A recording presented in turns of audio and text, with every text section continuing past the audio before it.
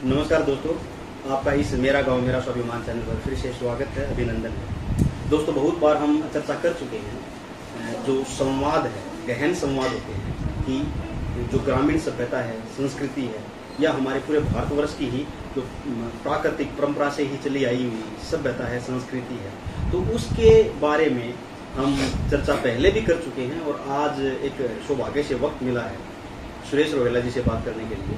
तो आइए हम उनसे थोड़े ही विस्तार से इस चीज़ को जानने की कोशिश करेंगे। जो सोशल स्ट्रक्चर है, तो उस समय में यानी कि हमारे सामने सुरेश रोहेला जी बैठे हैं, तो इनके समय से जो पहले वाली पीढ़ी थी, यानी कि प्राकृतिक टाइम पे जो पारिवारिक संतुलन कैसे होता था, पारिवारिक व्यवस्था कैसे होती थी, सोशल सिस्टम कैसे होता था, तो ये जिज्ञासा सी बनी चलती हुई बात पे। तो हम उसकी जानने की कोशिश करेंगे। सुरेश रोहेला जी से हम आग्रह करेंगे कि जो पुरानी सोशल स्ट्रक्चर था, सिस्टम था, उसके बारे में और आज के बारे में थोड़ा विस्तार से बताइएगा और डिफ्रेंशिएट कीजिए। सभी भाइयों को राम राम। सामाजिक ताना बाना के बारे में भाई विकास नारायण ने पूछा है। देखो भाई, ये जब खेती बाड़ी का टोटली धंधा था, पूरा परिवार लगा रहता था, तो संयुक्त परिवार का रहना बहुत जरूरी है। चाणक्य ने लिखा है कि खेती में पांच आदमियों का होना बहुत जरूरी है। खेती बाड़ी 5, 10, 2 अलग अलग व्यापार में 2, तो इस टाइप से उसने डेफिनेशन दिया। पर खेती बाड़ी की मेरे याद है 5 आदमियों का होना बहुत जरूरी है, नहीं तो खेती बाड़ी नहीं चलती। अब सोशल सिस्टम बाहर करके दिखा है, वह बढ़िया दरवाजा है, आदमियों का भी है, ठीक है, गाड़ी घोड़े खड़ी है, ठीक है, आउटलुक है उस डेढ़ के भीतर के है, कौन किसको प्रताड़ना दे रहे हैं, कैसे कर रहे हैं। तो गाड़ियाँ ने बिना गाई, अलबत्तानियाँ बिना बताई मेरे बोल।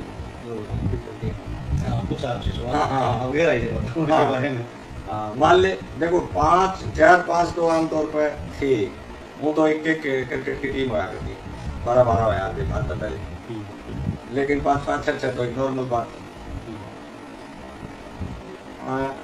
6 भाई हो गए, 6 मालक हो गए, ठीक है। उसके अंदर एक भाइया ना ले लो, पहले एक भाई तो दौड़े पैर हंडी कर, अब दूसरा जो पहले को लक्ष्मण बनकर मैं राम भगत, उसने कोई मतलब है नहीं, मेरा भाई करेगा भाई खाने। ये वो बड़ा भाई ने क्या किया, शहर में प्लाट भी ले लिया, कच्चे की शायद अपने नाम करा दिया, पंचायत में फैसले करा, डंका बजाएगा, भाई देखो भाई ये फलाने के हैं, कोई भी नाम ले लो, पहले के नाम हुआ दे साल ले बतू, ये बतू के हैं, कितना बढ़िया काम चला रहे। तो नूना बेरा उस काम के पीछे और क्या क्या होने लग रहा है। आदमी भी देखा है, अंदर पक्षपात करते, यो या घी की कटोरी है या दही की है, रोटी को देने लग रही है, अपने बालका का घी कर दिया और दूसरे बालका दही का गला कर दिया। जो देखो बड़ा घर उसका घरवाली जो कुआ हुआ है, उसका दिमाग यहीं चला था, मैं यो जोड़ दी, और उनका थोड़ा है चूल्हा का है, उसका इतना चल रहा है, माड़ा फर्क कर दी, वाड़े कर दी, फिर फसल आओ जब कपड़े भी आओ, 10 रुपये कपड़े आ करते, और भी सुविधाएं बच्चों की, तो उसमें सारा फर्क होना चलेगा। जो दबी जाता वो ले भैया रपति बताओ, तुम्हारी बोल पर दीवा चल। डेफिनेशन देखो, मेरी लफ्ज की डेफिनेशन तो जो क्राइसिस को सही की बात बता, और जो बोल पड़ी बात चल। घर के अंदर एक भाई ने कोई मतलब नहीं, भाई का भगत है, खेत में जावे काम करे, एक भाई दौड़े पैर हंडी जा। और देड़ी के भीतर भी हमारी मार 4-5 जनी थी, 6 जनी लगा ले, उनमें एक जनी चौधर करी जा, खान पीन का फर्क करी जा, लत्ता कपड़े का करी जा। एक जनी ऐसी होंगी जिसने कोई सा कूट जाता, वह कूट छट के फिर खेत में चली जाती, सारी उम्र न्यू क्राइसिस में बीत जाती। बाहर का ढांझ बड्डे चौधरी का, बैठक बड्डी, दरवाजा बड्डा, डांगर बंद रहे, घोड़ी बंद रही, सब के मेनू ना बेरा भीतरीन का के हो रहा है। जो सोशल सिस्टम था अंदर का, वो एक एंगल से कति गलत था। अच्छा, फिर हमारी पीढ़ी में आ जा, ये पहली पीढ़ी की बात बता दी। एक फौज में लग गया, एक भाई घर रह गया, घर वाला घर ने संभाल ले, फौज वाला फौज ने संभाल ले। फौजी सारी तनख्वाह दी जा, तनख्वाह दी जाए। गलत समाज के अंदर गलत क्या क्या हो रहा है और होया उसको बता रहा हूँ मैं। तो स्टार्टिंग में तो बहुत बढ़िया चला है, फिर उसकी सारी तनख्वाह ने घर पी जाऊँ, बड़ा भाई चौधर करी जा या दारू पी जा और उसकी नौकरी ख़त्म हो जा आवे जब कुछ नहीं। क्यों नहीं? जो घर का चौधरी है वो कोई कुछ अपनी प्रॉपर्टी जोड़ ले, शहर का प्लाट या कोई एक आधा किला जोड़ ले और फिर उसको है ना न्यारी तूड़ी वाले मत जगह मिला ले भाई 100 ग्राम पड़ जा अपना बना के में करे। कहने का मतलब ये है परिवार के अंदर एक दो सदस्य को बिल्कुल ही नरक की जिंदगी, आखिरी टाइम तक मरते दम तक नरक की जिंदगी, और बाहर का बड़ा बड़ा न्यू कह दे भाई बड़े आदमी का मर गए, कवि गागा का मर गए, न्यारे नहीं होने चाहिए। मैं निको क्यों नहीं होने चाहिए? जब न्यारी न्यारी गाठ हो जा, एक तो न्यारी रह का कट्ठा बरगा रहा है, एक एक छत के अंदर रह कर न्यारा बरगा रहा है, कौन सा बढ़िया है? वो बढ़िया न्यारे हो, आप अपना कमाओ खाओ। आज की पीढ़ी को देखकर तो मैं कहूँ बालक ने कह दे कमा रखा। आज की परिस्थिति अलग है ना पहले की। जैसे आपने उदाहरण लिया पहले का, भाई एक घर में रहा करते, ये देखने को मिला है। तो उस टाइम पे क्या है, नौकरी व्यवस्था कम होया करती, लेकिन जो खेती चार का काम होया करता सब मिलजुल कर कराया करते। और जैसे आपने बताया कि चाणक्य जी की बात बताई कि भाई कम से कम तो 5 तो होने चाहिए।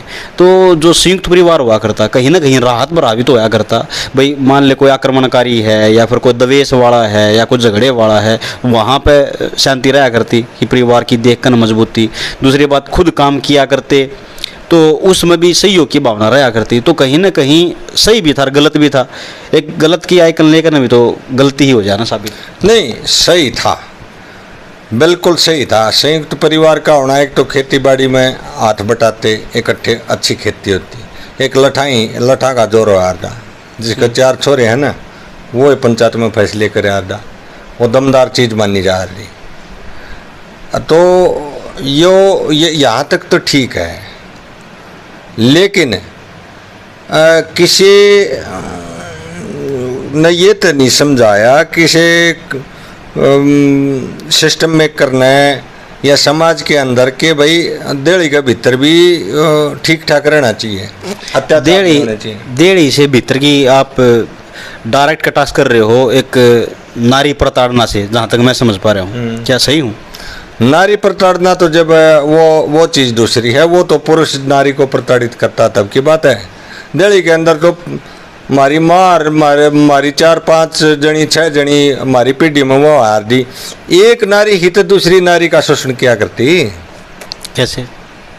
वो बता दी। एक चौधर करा है, एक बोली है बेचारी, और बोली तो काम भी करी जाती, छती भी जाती, और चौधर कराल ये बढ़िया खांदी, पक्षपात भी कर दी अपने बड़का में, उसके बड़का में, ओढ़न पहन में, खान पीन में पक्षपात भी कर दी।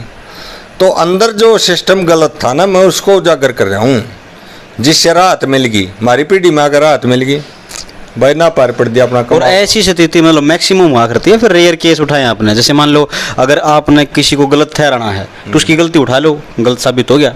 जो आपने समाज के ऊपर एक टैक्स किया है, ये मतलब सामूहिक रूप से ऐसे ही हुआ करता, या फिर कोई रेयर केस उठाए आपने? टोटली। अच्छा जी। टोटली किस घर में था? आप अपने अंदर जाको, अपनी दादी पर पूछो सारी बात, सबका ही होएगा। लेकिन कहीं ना कहीं क्या है, इंसान अगर चुप्पी खा रहा है तो इस रीजन से कि शायद हमारे घर पे होगा, या फिर भैया तो सभी जगह पे है, क्या न्यारी बात हुई, तो इसे संतुष्टजनक होगा ना भैया, चुप ही रहे। हाँ, व्यापार का टाइम आया, नौकरी का टाइम आया, उससे छुटकारा मिल गया। एक गांठ हुआ दी, चलो अच्छी बात थी, लेकिन अलग अलग गांठ, अलग अलग इनकम होने के बाद उससे छुटकारा मिल गया। 2 भाई हैं, अलग अलग रहो, कमाओ खाओ, दुख सुख में काम आओ, वो चीज़ तो पीछे छूट गई। सोशल ताना बाना बिल्कुल सुधर गया। लेकिन आपने इतिहास पूछना चाहे, आप पिछली बातें पूछनी चाहे, इसलिए बता दी है।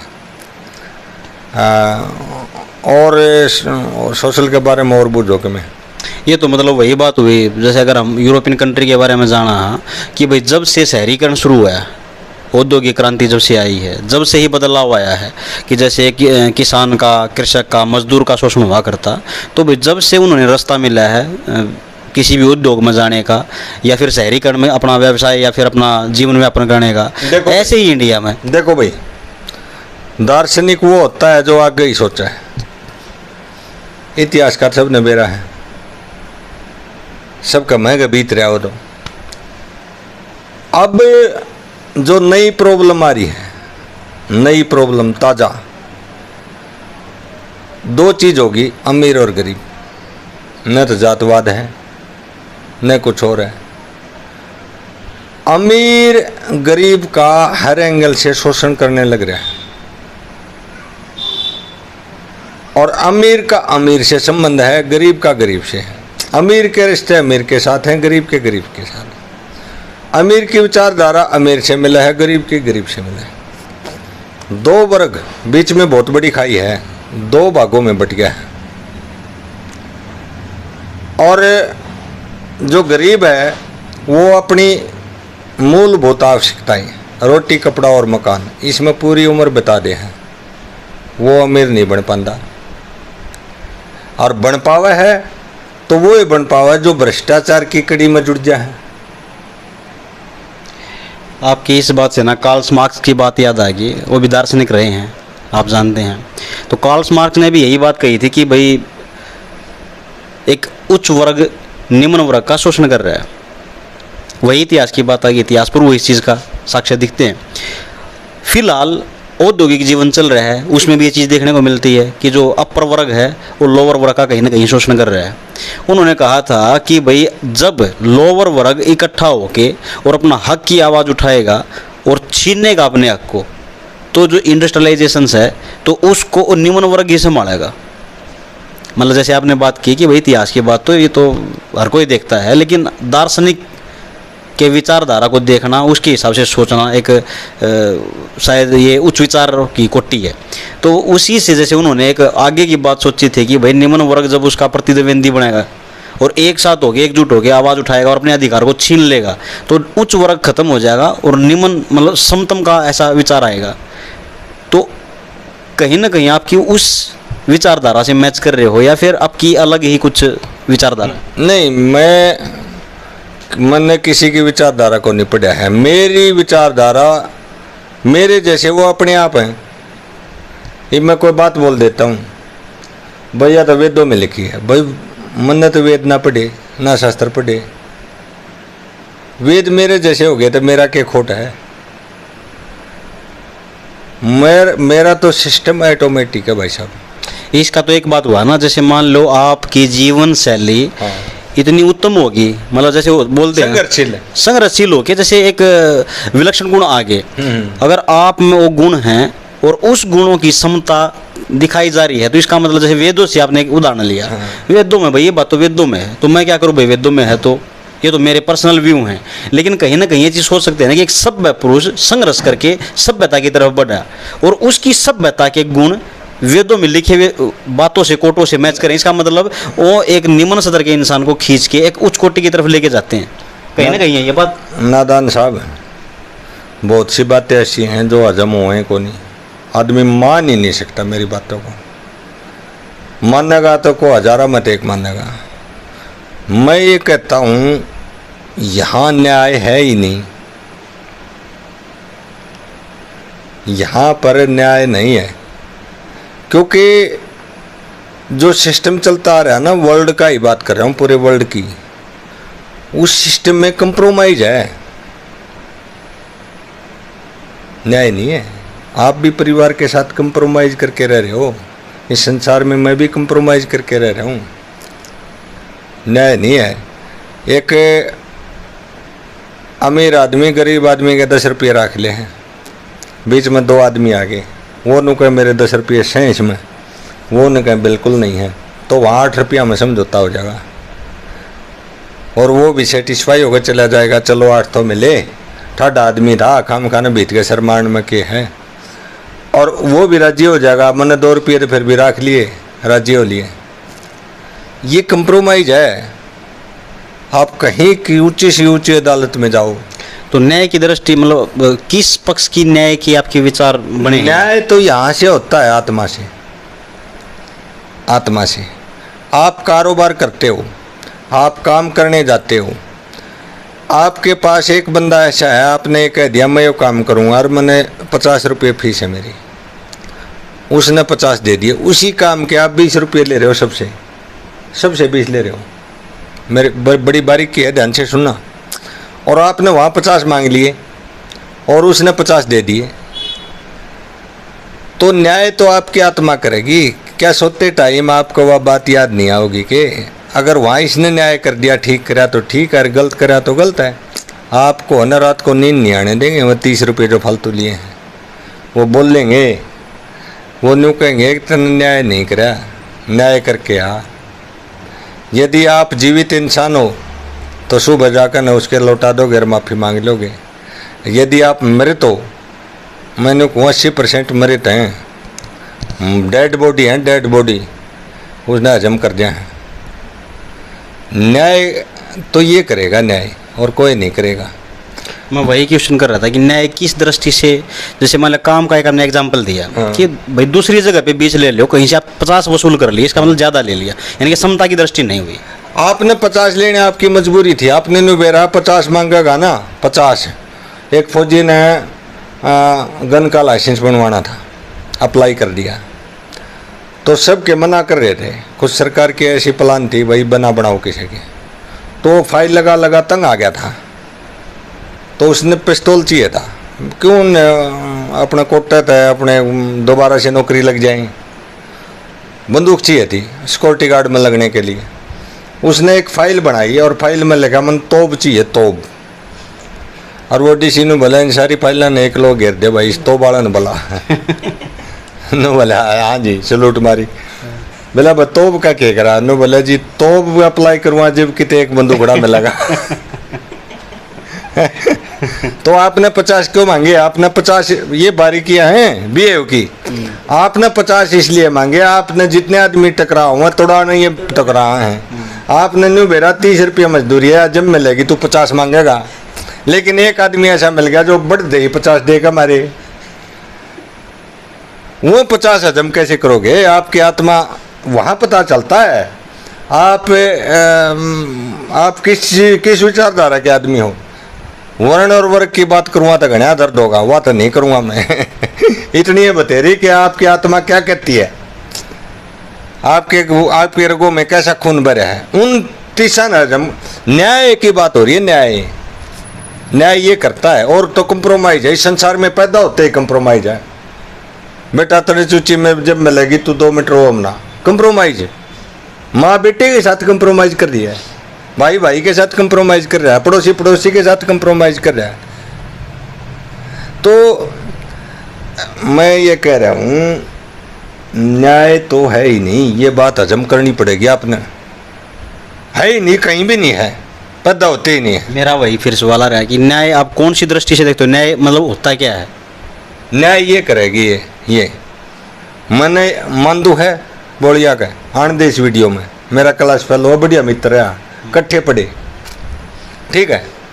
मैंने उसका कोई काम था वो कर दिया। उस मंदू ने क्या बोला कि बका रहा कोई भैया 10 रुपया में काम होना है।